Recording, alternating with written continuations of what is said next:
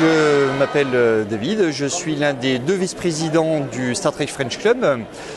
Alors qu'est-ce que le Star Trek French Club? C'est un groupe en fait de fans de tous bords, de tous âges, qui se sont réunis pour représenter la franchise Star Trek en France, puisque la franchise est un petit peu éteinte malgré le renouveau des films apportés par J.J. Abrams.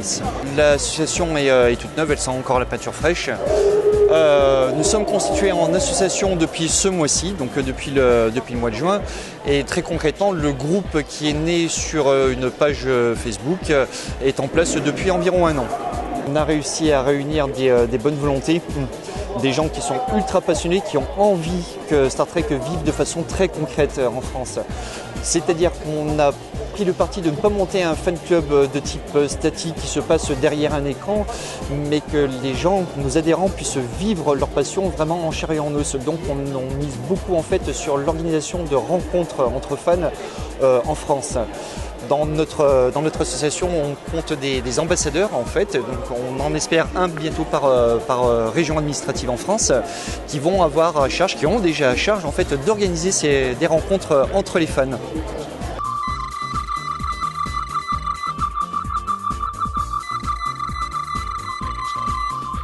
Les 50 ans, c'est une grande nouvelle parce que c'est quand même une série qui dure, alors de là aussi de mémoire, je ne veux pas dire de bêtises, depuis aussi longtemps par exemple que Doctor Who. C'est une chose qui est vraiment pérenne. Donc il faut croire en tout cas que c'est un univers qui porte des valeurs totalement universelles dans lesquelles le monde entier se reconnaît. On aurait pu croire que la franchise était plus ou moins en sommeil, malgré 10 ans d'absence sur le petit écran entre autres en particulier. Et on a pu assister effectivement à un regain d'intérêt pour la franchise. C'est l'une des bonnes choses qui a apporté, entre autres justement les films de J.J. Abrams, quoi qu'on en dise après effectivement dans le petit milieu des fans.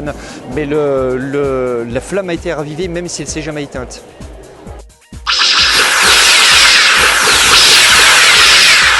Alors les objets, alors il y a beaucoup de choses par contre. Alors la première chose nécessairement, j'ai envie de dire, c'est une grande partie en fait des saisons télévisées qu'on peut compter ici. On va trouver entre autres donc parmi les vaisseaux les plus mythiques de la franchise, donc on va trouver les maquettes entre autres de l'Enterprise D, de l'Excelsior, du Voyageur, etc. Parmi les choses très notables encore, on va trouver les fameux phasers qui permettent soit d'assommer, soit de disperser les ennemis. On va trouver des figurines de la littérature qui est extrêmement nombreuse dans l'univers Star Trek, de la bande dessinée, bref tout ce qui est relativement représentatif de l'univers Star Trek. Le salon est juste fantastique, donc pour ceux qui ne sauraient pas encore, c'est une première, c'est un premier jet. L'ambiance est juste excellente et on espère très sincèrement qu'il y aura une deuxième édition. Enterprise, ici ça téléporté. Énergie. Un main en canglant, cap là, ce qui veut dire victoire. Merci.